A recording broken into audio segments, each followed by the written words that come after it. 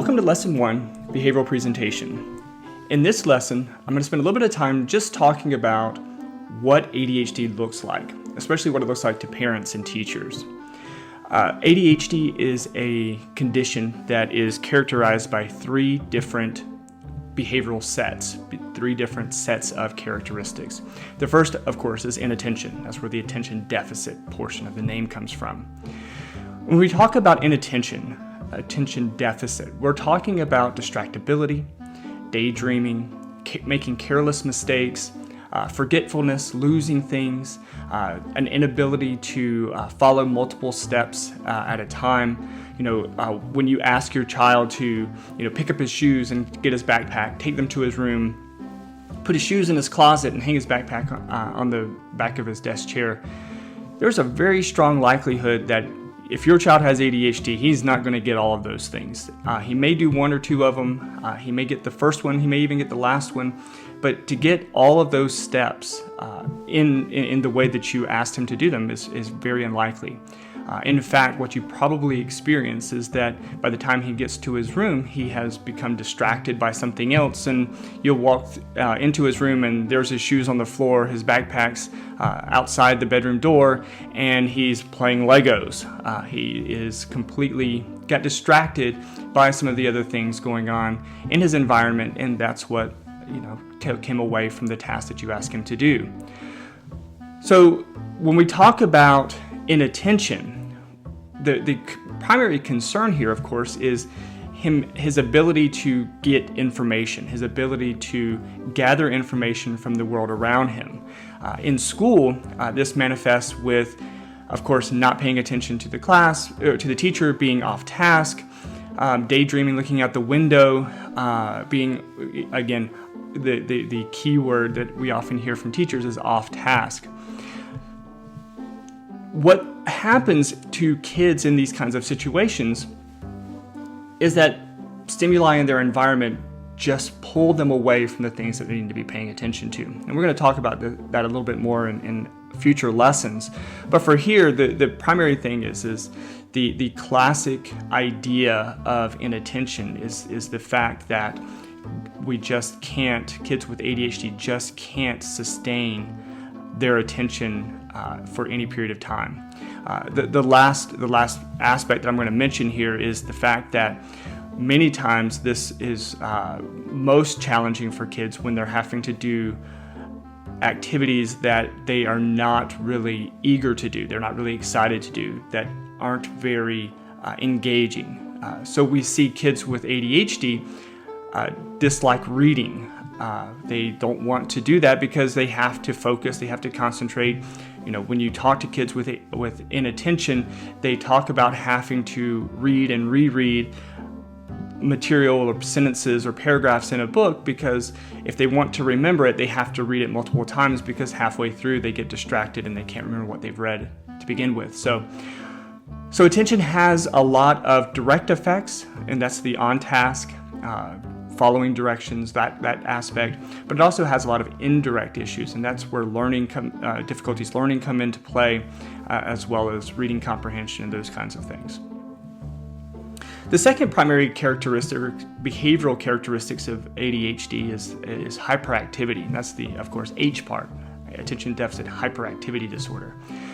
And when we talk about hyperactivity, we're talking about kids who can't sit still, they're very fidgety. Diagnostically, we talk about them being, quote, driven like a motor, or bouncing off the walls. They just can't sit still. And we've all sort of seen kids with those kinds of issues, and actually this is probably the hallmark characteristic that we think of when we think of a child with ADHD. So what we see, or what you see, and what we see as clinicians, and of course what teachers see, is a student who just can't sit still. You tell them repeatedly that they need to stop, they need to sit still, they need to stop fidgeting, whether they're bouncing their knees at church or they're having a tough time sitting at the dinner table for an entire meal.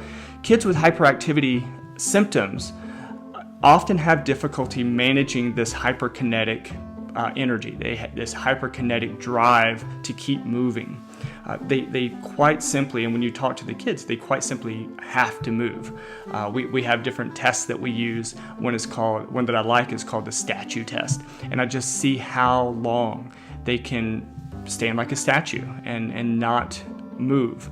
And kids with ADHD, especially the hyperactive part, really have a difficult time with that. They can't last even for a minute, whereas other kids, they're his or her same age, may be able to last 5 minutes. So it really is a discernible difference in children with the hyperactive symptoms.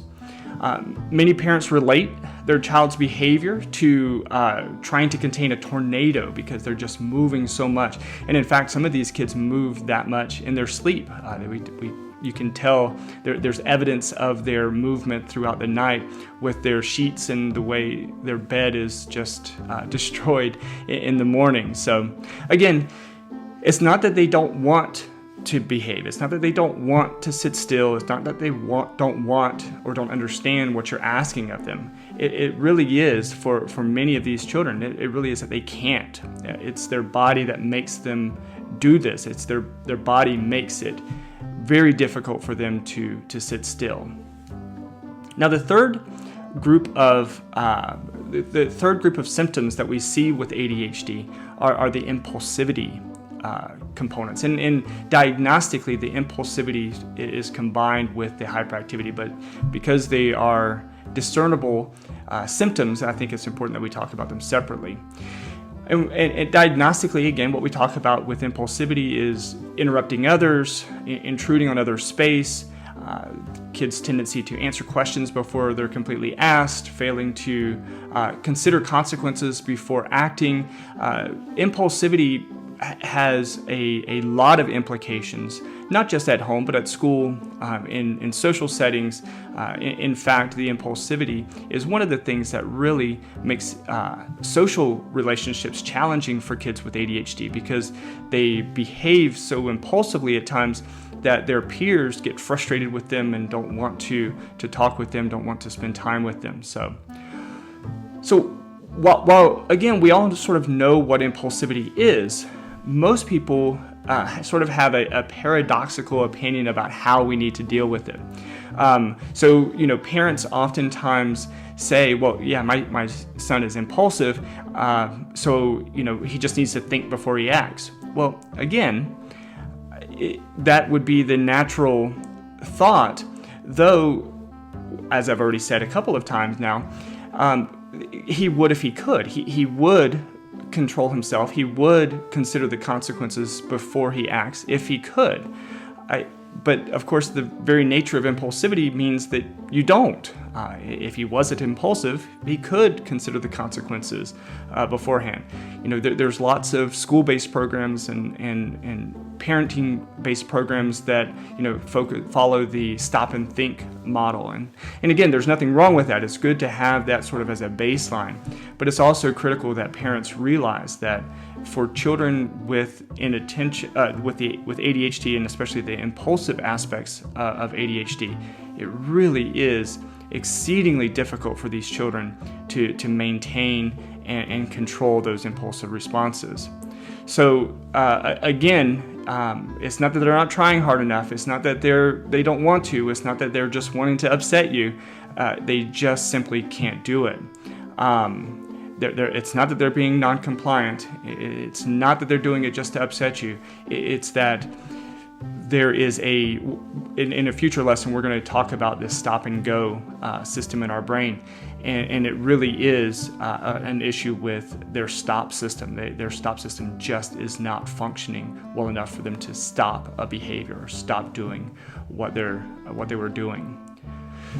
So a recurring theme, again, that you're going to hear throughout this course is that we have to shed the false, though often subconscious, belief that all children's behavior is deliberate. And I said this in the introduction, and I'll probably say it another 100 times. Children would behave if they could. It's not that they don't want to. It's not that they can't.